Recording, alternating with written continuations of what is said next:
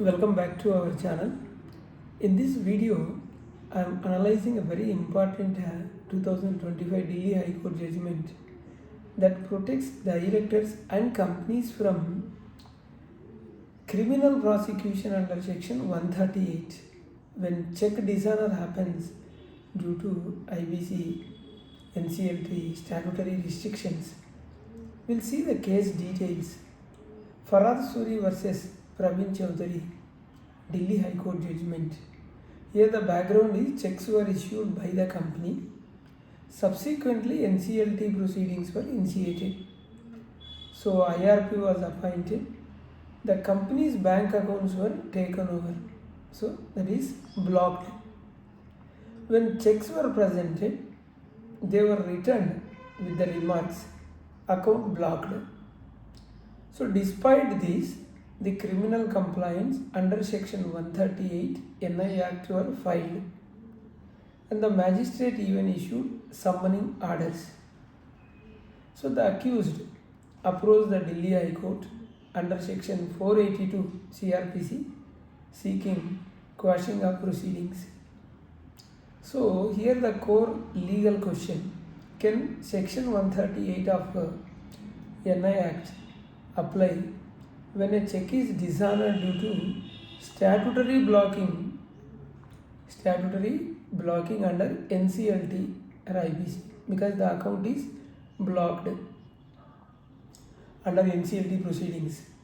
So the Delhi High Court's the legal reasoning is it made three crucial findings.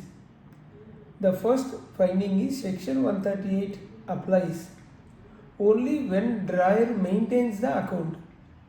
Section 130 clearly requires that the check must be drawn on an account maintained by the drawer.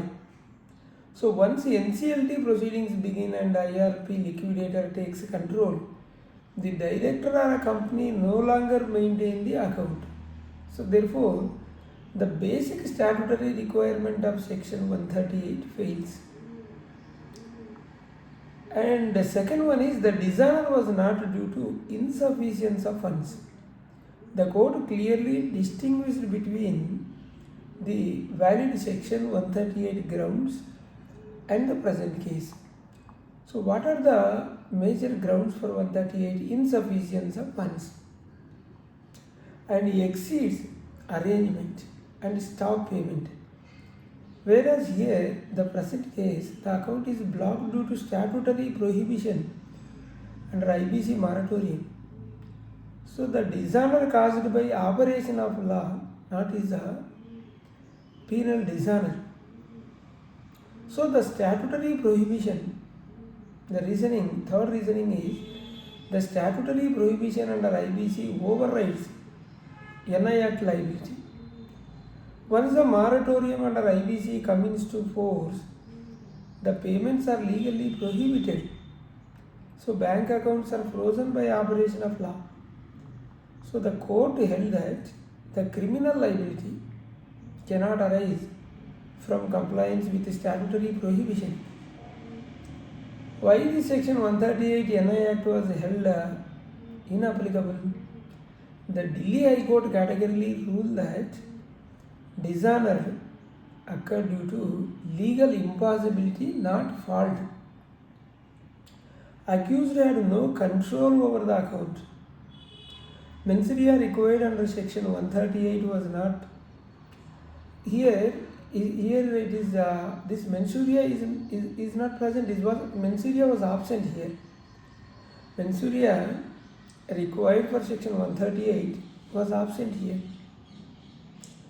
So continuing prosecution would be abuse of process of law. So the final verdict, all three section 138 compliance were crashed. Summoning orders were set aside. Petition under section 482 CRPC was allowed. So the key legal takeaways here is for directors and promoters, no criminal liability for check bounce after NCLT admission. So protection available when accounts are taken over by IRP or liquidator. So section 138 is not automatic. Always examine date of NCLT admission, IRP appointment, and reason for check return memo. So remedies lies under IBC framework, not criminal prosecution. Section 138 cannot override insolvency law. Hope you are clear. Thank you.